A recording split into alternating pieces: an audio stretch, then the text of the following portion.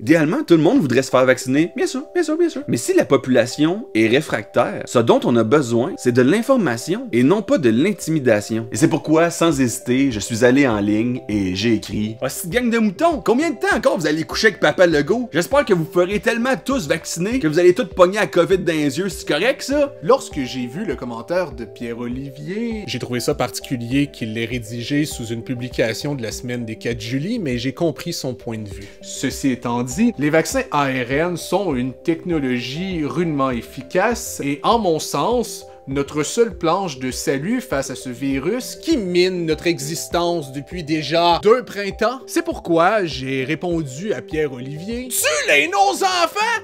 Tu trouves ça moins pire tuer des enfants que de coucher avec un politicien? Hostie de meurtrier psychopathe homophobe! » M'apparaît clair que le passeport vaccinal est non pas une mesure de santé publique, mais bien une mesure coercitive. Et c'est pourquoi, sans hésiter, je lui ai répondu: « J'espère qu'il va y avoir un deuxième 11 septembre, mais que les terroristes vont se tromper de trajectoire puis qu'ils vont te foncer direct dans le pénis. » Dans l'intervention de mon rival de lettres, j'ai pu voir du sophisme. C'est pourquoi j'ai répondu à Pierre-Olivier: « Même ta photo de profil sans le axe, gros tas de marde. » Sophisme. Je n'arrivais tout simplement pas à croire que mon adversaire puisse m'accuser du mot en S. Si j'avais une machine à remonter dans le temps, j'irais à ta première journée de maternelle te donner un coup de poing dans la face, puis après ça, je tuerais Hitler. On ne peut se permettre de continuer d'exacerber la crise de foi de la population envers la classe politique et de surcroît entre les citoyens eux-mêmes. Le seul concours que t'aurais pu gagner, c'est l'école des fans, parce que à l'école des fans, tout le monde gagnait.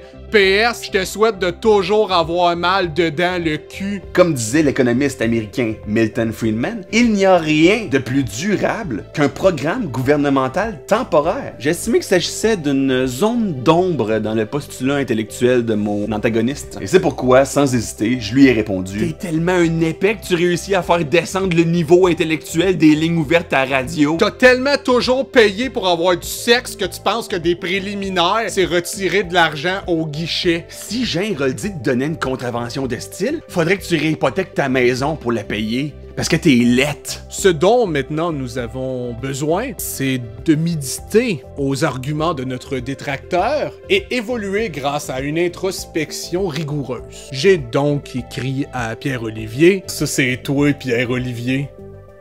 C'est un caquet. » Si un génie me donnait 3 vœux, je te donnerais 2 coups de poing dans le ventre, puis le 3e, je m'achèterais un manoir. Joke, je te donnerais un autre coup de poing dans le ventre. T'as arrêté l'école quand, trou de cul? À la garderie?